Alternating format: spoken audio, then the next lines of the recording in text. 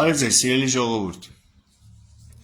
Օկուպացված երկրում կարող է լինել մեկ պայքար, ազգային ազատագրական պայքար, ուրիշ ոչ մի բան, վերջ։ Սա աքսիոմա է և մենք սա հստակ պիտի հասկանանք։ Եվ ես ցավում եմ, որ որոշ մարդիկ սա չեն հասկանում կամ չեն ցանկանում հասկանալ։ Ես նայում էի հանրայինի բանավեճերը երեկ և առաջի օրը և ես պարզապես ևս մեկ անգամ համոզվեցի, որ Հայաստանի Հանրապետություն որպես այդպիսին գոյություն չունի հիմա։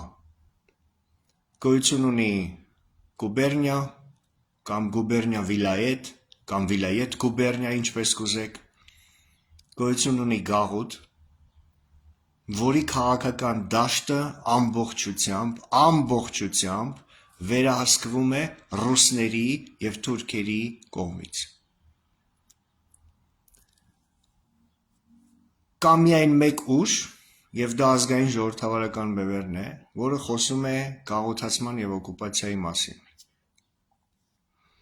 Մնացած բոլոր քաղաքական ուժերը ելնում են այն պարադիգմայից, այն թեզից, որը մեր վզին փաթաթել են մեզ գաղութացրած և զավթած պահող երկրները՝ Ռուսաստանը և Թուրքիան։ Խոսում են Երրորդ հանրապետության մասին, խոսում են Խորհրդային Հայաստանի սահմանների մասին և այլն։ Եվ ես ցավում եմ, որ ոչ Հայաստանի Հանրապետության այսպես կոչված ազգային ժողովի նախագահը, ոչ Հայաստանի Հանրապետության այսպես կոչված արտաքին գործոց նախարարը կամ տեղյակ չեն, կամ տեղյակ լինելով դիտավորյալ թաքցնում են այդ փաստերը սեփական երկրից, սեփական ժողովրդից։ Ես ցավում եմ, որ Արարատ Միրզոյանի երեկ հարց չտվեց որևէ մեկը, պարզ մի հատ հարց, երբ որ դուք խոսում եք Խորհրդային Հայաստանի սահմանների մասին, երբ որ դուք խոսում եք միջազգայինորեն ճանաչված սահմանների մասին և ձեր դոշին կպցրել եք այդ խորհրդային ստալինյան սահմաններով Հայաստանի, սուվերեն Հայաստանի տարածքի մի մասը արտացոլող քարտեզը, ցույց տվեք գեթ մեկ փաստաթուղթ, որով այդ սահմանները ճանաչել է միջազգային հանրությունը և աշխարհը, ցույց տվեք, ասում եք միջազգայինորեն ճանաչված սահմաններ, պարոն Միրզոյան, ցույց տվեք այդ փաստաթուղթը։ Ես ցավում եմ, որ պարոն Արարատ Միրզոյանը տեղյակ չի, որ միջազգային պրակտիկայում, միջազգային օրենքի համաձայն միջպետական սահմանները ճանաչվում են քաղաքակիրթ ձևը, միջպետական սահմանների ճանաչման քաղաքակիրթ ձևը երկուսն է։ Կամ երկու պետությունների միջև միջպետական պայմանագիր, վավերացված միջպետական պայմանագիր, որով ճանաչվում է սահմանները, և կամ իրավարար վճիռ։ Եթե երկու երկրները իրար հետ բանակցությունների արդյունքում համաձայնության են գալիս և ճանաչում են միմյանց սահմանը, կնքվում է համապատասխան պայմանագիր, որը վավերացվում է երկու երկրների խորհրդարանների միջև, այդ սահմանը դառնում է օրինական պետական սահման։ Եթե ոչ, կողմերը դիմում են ՄԱԿ-ի դատարան, գտնում են իրավարար, արբիտր, որը և կայացնում է այդ որոշումը կողմերի համաձայնությամբ։ Հայաստանի Հանրապետությունը և Օսմանյան կայսրությունը դիմել են Ազգերի լիգային, Ազգերի լիգան խնդրել է Վուդրո Վիլսոնին իրավարար վճիռ կայացնել, արբիտրի դեր ստանձնել, որը և կատարվել է։ Եվ հետևաբար Հայաստան-Թուրքիա, Հայաստան-Ադրբեջան պարագայում միջպետական սահմանը, միջազգայինորեն ճանաչված սահմանը կայացվել է Ազգերի լիգայի որոշման և Վիլսոնյան իրավարար վճռի կողմից, և Ազգերի լիգայի որոշումը կցվել է Վիլսոնյան իրավարար վճռին։ Հետևաբար Վիլսոնյան իրավարար վճիռ ասելով մենք նկատի ունենք նաև հայ-ադրբեջանական սահմանը, նաև Ազգերի լիգայի որոշումը։ Ես ցավում եմ, որ Արարատ Միրզոյանը լինելով Հայաստանի արտաքին գործոց նախարար, այս պարզ ճշմարտությունը կամ չգիտի կամ թաքցնում է սեփական ժողովրդից։ Ես ցավում եմ, որ Արարատ Միրզոյանը հեգնում է Վիլսոնյան իրավարար վճիռը, որի վրա դրված է ԱՄՆ մեծ կնիքը։ Եվ այդ մարդը օրեր առաջ հանդիպում էր ԱՄՆ պետքարտուղարի հետ։ Ինչ շատ հետաքրքիր է, պետքարտուղար Մարկո Ռուբիոն տեղյակ է, որ իր հետ օրեր առաջ հանդիպած արտգործնախարարը հեգնում է իրավարար վճիռը, որի վրա դրված է իր երկրի մեծ կնիքը, ԱՄՆ-ի մեծ կնիքը։ Ինչ շատ հետաքրքիր է, Արարատ Միրզոյանը տեղյակ է ինչ է նշանակում իրավարար վճիռ։ Տեղյակ է, որ իրավարար վճիռը միջազգային իրավունքի համաձայն բարձրագույն փաստաթուղթ է եւ մնացած բոլոր պայմանագրերը երկրորդական են,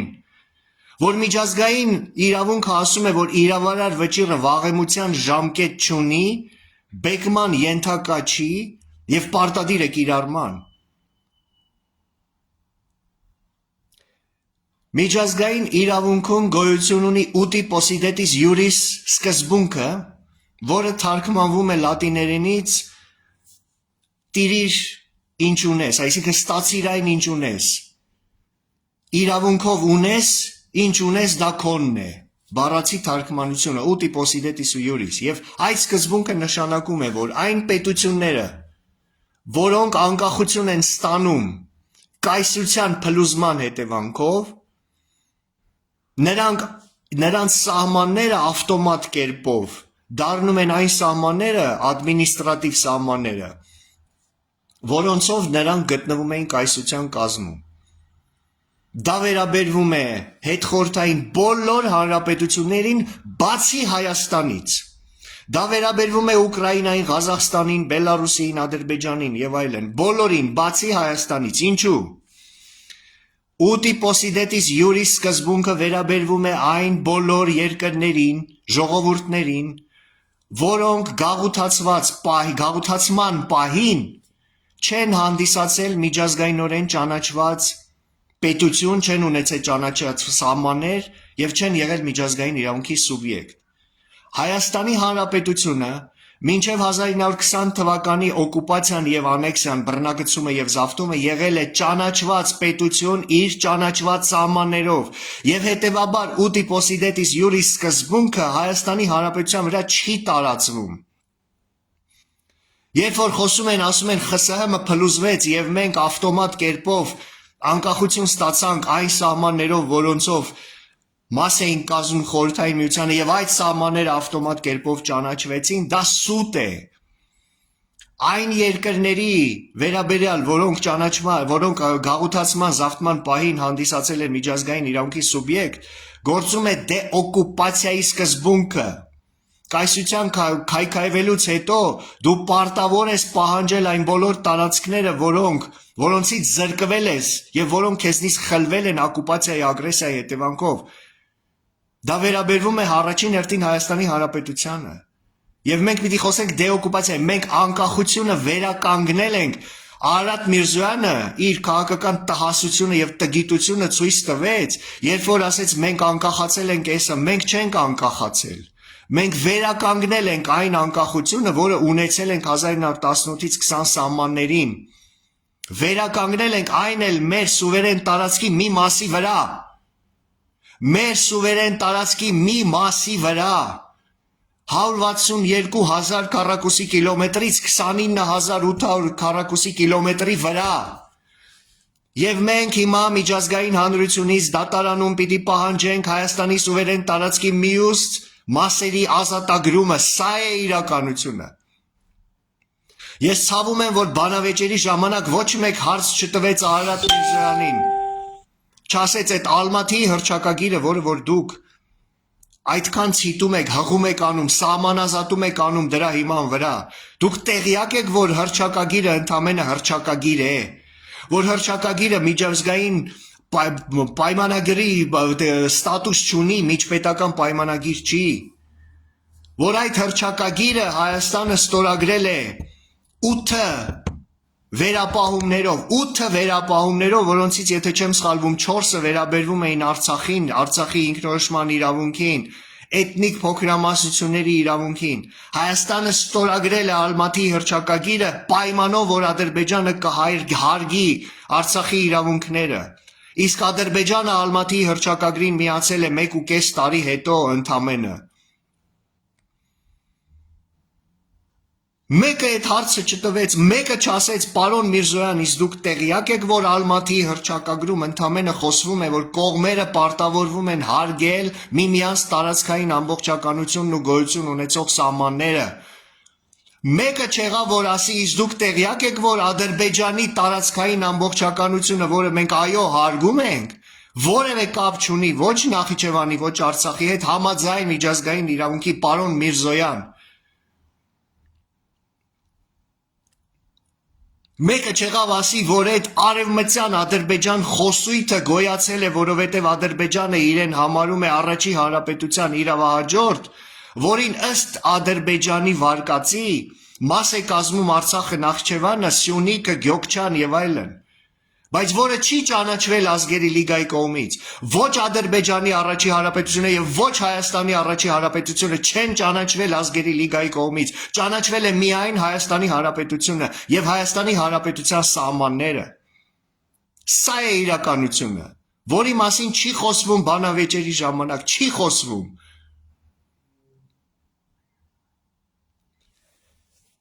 Ինձ համար պարզ դարձավ մեկ բան, ավելի ճիշտ եւս մեկ անգամ պարզ դարձավ, որտեղ ես միշտ ասել եմ, խոսել եմ դրա մասին։ Ամեն ինչ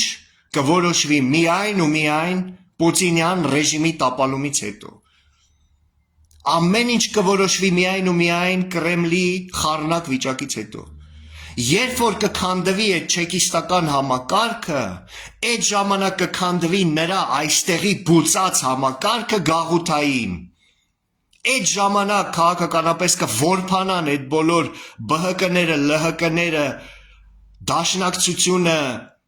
Քոչարյանը, Սամվել Կարապետյանները եւ մնացած բոլորը եւ ՔՊ-ն, եւ այդ ժամանակ հայ ժողովուրդը հնարավորություն կստանա ազատագրել սեփական երկիրը։ Քանի դա կա, քանի Կրեմլի համակարգը թելերով կառավարում է նրա այստեղի խամաճիկներին, ոչ մի բան չի փոխվի այս երկրում, ոչ մի բան։ Որովհետև նրանք կշարունակեն խլացնել ճշմարտությունը բարձրաձայնող ձայնը, որովհետև նրանք կշարունակեն խոսել Ստալինյան սահմանների մասին, Ալմատի հռչակագրի մասին, 29800 քառակուսի կիլոմետրի մասին եւ այլն եւ այլն։ Իսկ Կրեմլի համակարգի տապալումը շատ մոտ է, սիրելի ժողովուրդ, եւ ես դրա մասին կխոսեմ վաղը չէ մյուս օրը, ուրբաթ օրը ժամը 15:00-ին իմ YouTube-յան ալիքի ուղիղ եթերում։ Վաղը չէ մյուս օրը, ուրբաթ օրը, հունիսի 5-ին ժամը 15:00-ին ես կխոսեմ դրա մասին, մանրամասն փաստերով։ Այս գիշեր հարձակման է ենթարկվել Մոսկվան եւ Սանկտ Պետերբուրգը, Պուտինի ծննդավայրը, Սանկտ Պետերբուրգի նավահանգիստը, նավթային տերմինալը, Կրանշտատ ռազմաբազան Բալտիկ ծովի վնասվել եւ ոչնչացվել են 4 նավեր, այդ թվում 2 սուզանավ։ Այրվում է Սանկտ Պետերբուրգը, այրվում է Մոսկվան, ռուսական զորքը նահանջում է, Ռուսաստանում վառելիքի լայնածավալ ճգնաժամ է, որը գնալով արագ խորանում է, ռուսական տնտեսությունը կոլապսի առջև է կանգնած։ Փլուզվում է կայսրությունը, խելքի եկեք։ Մոռացեք Ռուսաստանը, այ խամաճիկ ստրուկներ։ Փաստերով դրա մասին կխոսեմ, կապացուցեմ։ Հաշված ամիսներ անց փլուզվելու է Ռուսաստանի կայսրությունը եւ այդ ժամանակ մենք պարտավոր ենք վերականգնել առաջի հանրապետությունը, վերացնել, դառնալ նորմալ պետություն, սեփական պատմությունը ճանաչող, իրավունքները ճանաչող, շահերը ճանաչող։ Ուրբաթ օրը հունիսի 5-ին ժամը 15:00-ին իմ YouTube-յան ալիքի ուղիղ եթերում տարածեք իմ այս ելույթը, լայքեր, կոմենտներ դնելով տարածեք իմ այս ելույթը եւ միացեք իմ եթերին ուրբաթ օրը ժամը 15:00-ին։ Հերիք եղավ, բոլ եղավ։ Շնորհակալություն։